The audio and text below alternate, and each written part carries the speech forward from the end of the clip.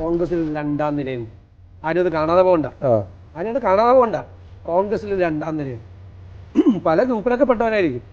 പക്ഷേ ആ ഗ്രൂപ്പിന് അതീതമായി സൗഹൃദങ്ങളും സ്നേഹബന്ധങ്ങളും ഈ പാർട്ടി തകർന്നു പോകരുത്, ഈ പാർട്ടി പിടിച്ചു നിൽക്കണം എന്ന് ആഗ്രഹിക്കുന്ന ഒരു അടുത്ത തലമുറയിൽ കോൺഗ്രസ് ഒന്നും നശിച്ചുപോലൊക്കെ അവരുടെ ശബ്ദം ഉയർന്നു വരും.